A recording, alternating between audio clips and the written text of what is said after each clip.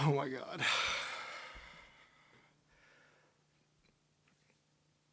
I'm going to save you all some time. This movie sucks.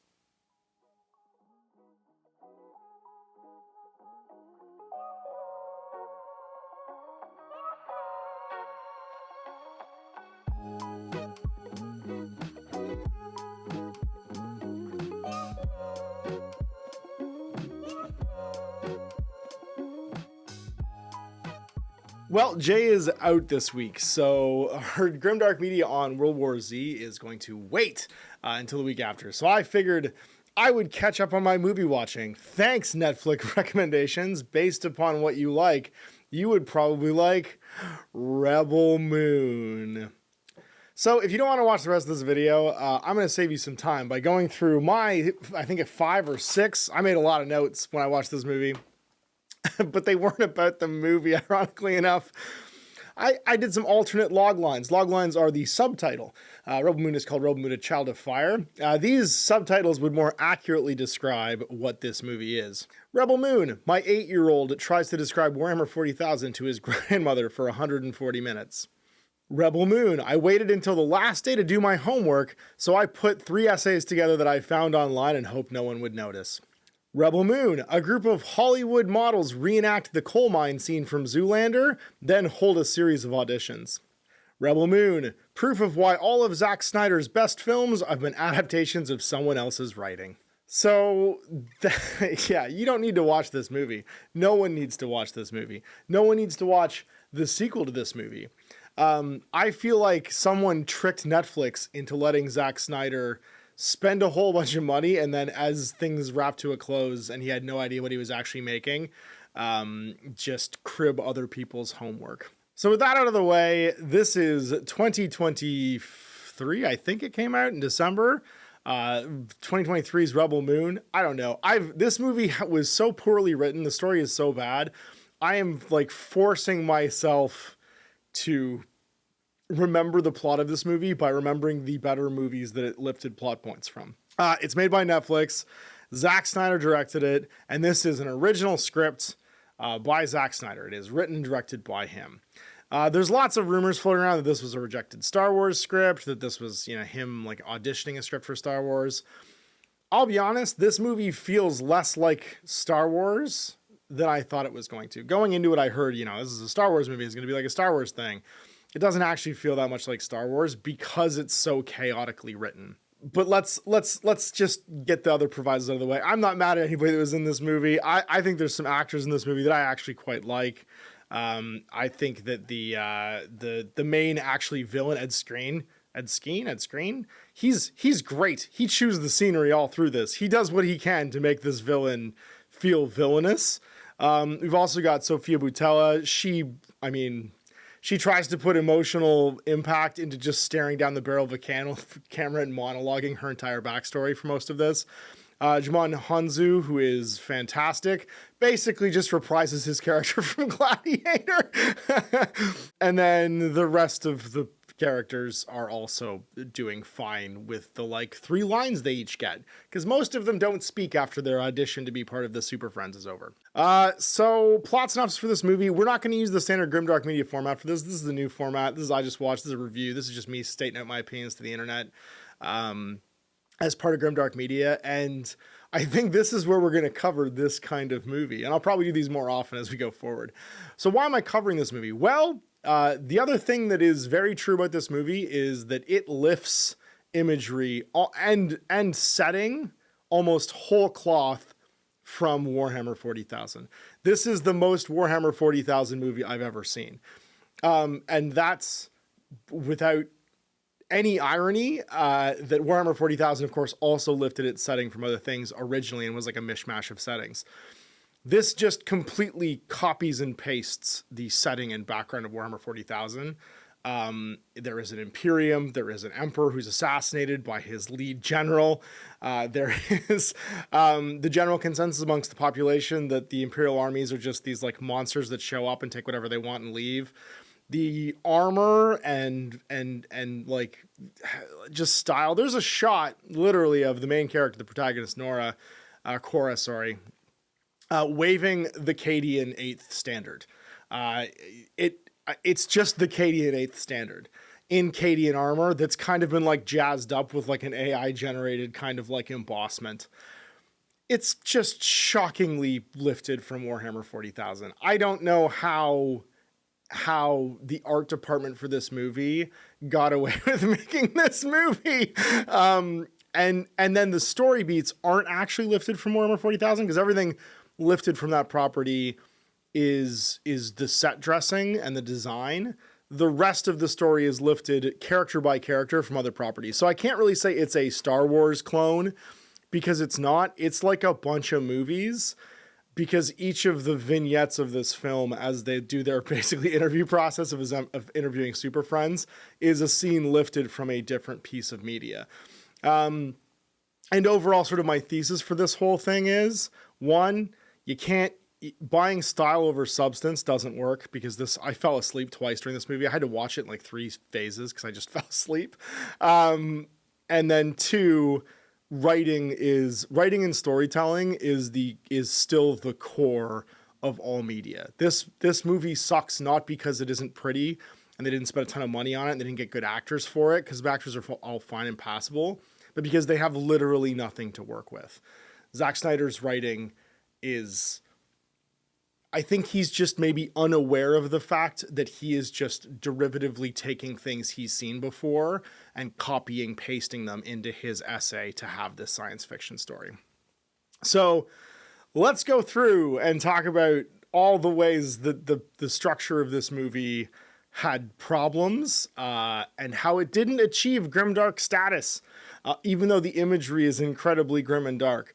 So I'm not going to go point by point and pull out all the 40K references. If you want to, you can. I just did the 2 really egregious ones, or the background and setting egregious ones. But that wasn't enough to make it grimdark, I think is pretty evident. The scene opens with, like I said, a group of Hollywood actors pretending to do the Zoolander scene from the coal mine. They are supposed to be farmers on a farm planet. This is our Tatooine scene that sets up our main protagonist, Korra. The evil Imperials arrive in their ship, with Ed Skrein's very funnily acted. This is actually the best scene in the movie. The slow dread of Ed Skrein revealing he's insane, and killing their main character, Gimli, Corey. You might know him as he's the billionaire at the end of Billions, that is defeated by their super friend group of Machiavellian, Wall Street types. Corey, I've forgotten his last name. He was also in House of Cards. I actually quite like that actor. He is the daddy of this village. He doesn't get it actually opens the narration of Anthony Hopkins' spot, and I just can't believe Anthony Hopkins is in this movie at all. And Carrie Elway, of course, is also the king, which is very funny. Corey Stoll. He's like the village elder, and they try and they know that they've come to steal all their grain. These like Imperial types, this little squad of Imperial soldiers. And there's like a slow buildup of them kind of being friendly up until they're not. And Ed Skrein's character, the Admiral, murders this guy with his weapon, which is just a giant femur. He just has a giant embossed femur that he uses as a weapon. And they're all dressed like space Nazis. Like if they're not dressed like Imperial Guardsmen, they're dressed in like commissariat uniforms. It's just that might be the only thing that makes this feel like a Star Wars movie, is the officers being in these very World War II Nazi uniforms, which is an obvious sort of like homage to like evil military. And I think just because Warhammer 40,000 isn't as culturally entrenched as Star Wars is, that would be the first place most critics and reviewers of this movie would go. I think if you're more in the zeitgeist of like Grimdark Media, though, you've probably seen this homage. Although apart from people in this media strain, I haven't heard a lot of people talking about the Warhammer references that don't already know what Warhammer is, I guess.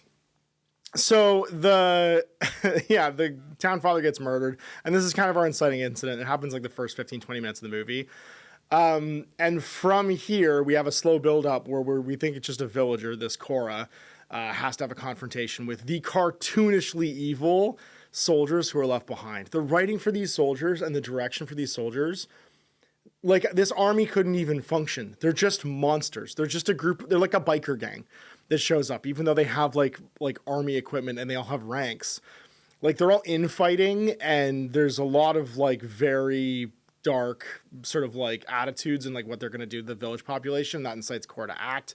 She murders the entire squad along with Sir Anthony Hopkins' robot, whose entire story arc, because he only appears in this first 15 minutes, he does some voiceover narration, and then the image of his like AI robot shows up at the end. He has the entire story arc of Chappie in like 15 minutes. So there's our first lift, is that he's a robot that now chooses peace after the Carrie Elway Emperor is killed, and at the end is like horned like Sir Nunos. It's just a lift of Chappie. It's so friggin' funny.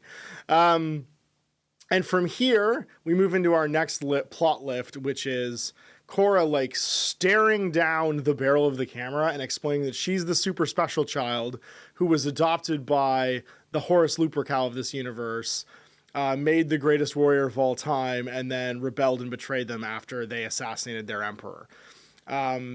And is now hiding out on this planet. And she finds her like special pistol from her crashed spaceship. And just like monologues the whole thing, like mean mugs it into the camera with a bunch of flashbacks. It is jarring. She just says exactly what her motivations are and who she is to the camera. And the writing is so bad. And when I say it's bad, it's that if you know anything about writing, there are a million ways to tell that same information visually and through all of the interactions that come after this, because she interacts with a bunch of people that would have been from her past life who would recognize who she was. And if you look at her story and compare it to, like, let's say an Aragorn type, Aragorn's a filthy ranger who's also the king at the end of Lord of the Rings. All of his backstory is revealed through other characters over time and sort of slow rolled to the audience. So if you don't know who Tolkien, like what Tolkien's writing is, it's like there's a better way of delivering that information to the audience, not just starting the movie by delivering all of that information to the audience directly to the camera through talking. And so this is the inciting incident. It happens in the first 15 minutes. It's the only time there's any tension in the movie. And from here, we have a bunch of unearned exposition and just a series of recruitment things. She decides she needs to, they know that the Imperials are going to come back. She's now wiped out this squad. If they come back and the squad's not there and their harvest isn't ready to give them, then they're all going to get wiped out. So the whole thing is she has to protect her like adopted family from this place that she's hiding out on. And so now I'm just going to go through beat by beat. What are the lifts for each of these like interviews? The first one is she meets Kai, played by Charlie Hunnam, in the Mos Eisley of this planet. They reenact the Mos Eisley Cantina scene. He says, hey, I know some rebels that would probably also all have a problem with the Imperium, and we can assemble a 7 samurai squad to go and protect this village. So here's our first lift. The main plot arc is supposed to be 7 samurai. And the writing arc is just the lift of Han Solo. This is really the only Star Wars lift that I could really feel was egregious from the entire plot line. We also have Gunnar come with her. He's the like himbo who's sort of like hanging out with her the whole time. He's just C-3PO. He just walks around looking confused and being useless and saying we're doomed all the time. Jimmy is the Anthony Hopkins robot, like I said. Then we have the next scene is they're trying to find this guy named Darian Bloodaxe. They also think some people think Bloodaxe is an homage to that the Blood Axes are like an homage to Warhammer 40,000. It might be. They're the rebel group, the insurgents that the villagers have dealt with before they're trying to recruit. And on the way, they recruit all these other characters like Tarek, who is just like a shirtless supermodel who can ride griffins. His story is kind of the Baratheon bastard from Game of Thrones. He's like working off a debt, like pounding an anvil when they find him, and they make a bet with the local. It's almost the pod race, actually. Maybe it's the pod race too. He's a slave. He's got to work off a debt, and he makes a bet with the slave owner that he can get his freedom from. If he can ride this literal fantasy griffin, then he'll be free. Of course, he rides the fantasy griffin. Hooray! And then goes off and joins their special team. He never speaks again. He's just in the background until the end of the movie. Then they meet Jumon Hanzu, which is the general, the like special general. And he's this like general who betrayed the Imperium after their emperor died, ran off into hiding, and he's fighting as a gladiator in a gladiator pit. They fly in Charlie Hunnam's spaceship up to find him. He requires very little convincing. They just convince him to come with them, and then he never speaks again until the end of the movie, and is just wandering around in the background. And then finally they find Nemesis, and she is it's not really lightsabers. People have described them as lightsabers. They look like vibro swords. They vibrate really fast and get red. And she's fighting a D&D Drider. She's just fighting a Dark Elf Drider. The aliens are also very lazy in this movie. There's like one kind of good one. And then after they've assembled their first cast of like Magnificent Seven, Seven Samurai, whatever story you want to have, they go and find the Blood Axes, which are these two twins leading rebels. And one of them, the brother, decides to go with them. He has maybe 10 lines before we get our final showdown where Charlie Hunan's going to deliver some weapons or find them some artifacts or something like that I actually can't remember anymore, on a pier, and betrays them. All of the supplies that they're carrying off to this drop turn out to be these like restraint robots that pick you up and grab you. And Ed Skrein shows up saying, "Fantastic, Charlie Hunan, you've collected all of these rebels for me to have all at once." And Charlie Hunan says, "You know how much you guys are worth? Of course, I was going to betray you from the very beginning." And we have Evil Han Solo moment where he's going to betray them. We have the one moment of like Gunner's sort of like redemption where Ed Skrein's about to force him, or Charlie Hunan's about to force him to paralyze all of their friends who are locked up in these like robot cages with this little paralyzer gun that apparently just separates your spine. And instead he whips around and kills Charlie Hunan. The fight breaks out. Ed Skrein gets beat up by Korra, who does her like super soldier thing, her Gamora moment where she kills like this avatar of her evil father that raised her. And they go back to the village and go, we're safe. Everything's great. Except the Dark Mechanicum, which also exists in this universe. And I believe they call them the Militarum and the Mechanicum. They revive Ed Skrein, who goes and has his like forced conversation through some kind of warpy portally tech of hoses all on him with his emperor. And his emperor says that either you bring me these people's heads or you die. And then we have our like cliffhanger moment there. The rebels don't know that they're all doomed and that the Emperor is now coming for them through Ed Skrein. That's it. All of the scenes are lifted from like a different sort of trope from a different science fiction movie. And that is incredibly lazy. A lot of people said it feels like AI script writing. I think that it's actually that Zack Snyder as a writer is incredibly lazy and doesn't have original thoughts. And I don't think that makes him a bad director. In fact, I think stylistically, he's actually a great director. I think that his lane has always been adaptations. I don't think his adaptations are perfect. Like, for instance, I don't like the ending of Watchmen, but I think stylistically Watchmen nailed it. His best movie remains the 2003 Dawn of the Dead, which still has the best opening credits of any zombie movie. And his musical choices are really good. But outside of that, he's not a great writer. And so when he had to stand on his own with an unlimited budget and the ability to do anything, the best he could come up with was to crib a bunch of plot beats and storylines, and then the imagery whole cloth from like the opposite but kind of affiliate property to Star Wars, which is Warhammer 40,000.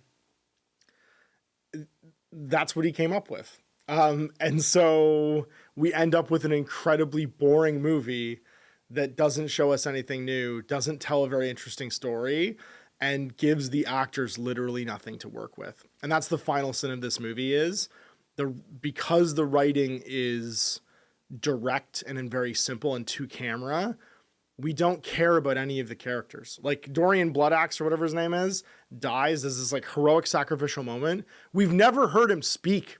We only meet him for 15 minutes and he does a jump through a window, fire through the window of like a spaceship that's trying to kill you all with its giant guns and smash through and kill the pilot moment. It's like a dream catcher. It's a Tom Sizemore dream catcher ending. If you want another bad sci-fi movie example, like that's the level of how bad the writing is here. Dreamcatcher is better than this movie, and Dreamcatcher is the most cartoonishly badly written movie in the entire Stephen King lexicon of Grimdark Media. So that's the thing, is we have no investment in any of these characters. We don't know who they are. Their backstories are done in vignette of how they're met through their like audition process to be awesome.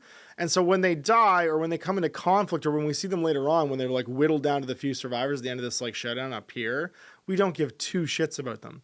We don't even really care about Charlie Hunan's betrayal or Korra's success, because the only one we know any history about is Korra, because she's mean mugged it right to the camera.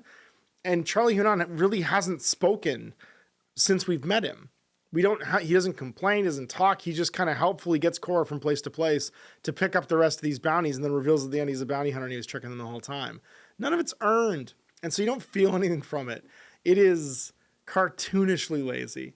And this is, as a person who likes bad films, who likes when a movie is bad because it can make you laugh and make you feel something, this movie didn't make me feel anything.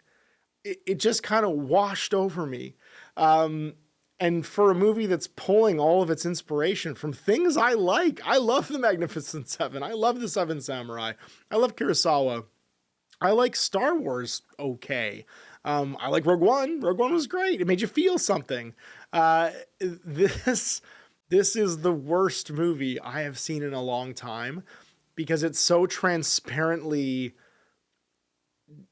like written and so direct to camera, and the actors have so little to work with that no amount of window dressing and having it be like sort of dressed up in things I like can save it. So there it is. Don't watch Rebel Moon. Don't watch the sequel. Don't let Zack Snyder get any more money out of Netflix. He needs to go adapt some like small comic book, because that's what he was really good at. I liked 300 for what it was. You know, I liked, well, it's funny. I liked everything but Sucker Punch, really. I even thought that Justice League was okay. Like, I didn't think it was good, but it was the best of what DC had to offer movie-wise from like a serious tone. And the Snyder Cut was kind of okay. This is way too long. Like, he's just not a great writer. He's not a great writer. He's an okay director. He's good at adapting. He should make music videos. He shouldn't be allowed to have this much money again and waste everybody's time. I'm not getting those 2 hours and 40 minutes back. So anyway, there it is. I just watched Rebel Moon. There are my thoughts on it. Big thanks for watching, and we'll see you next time.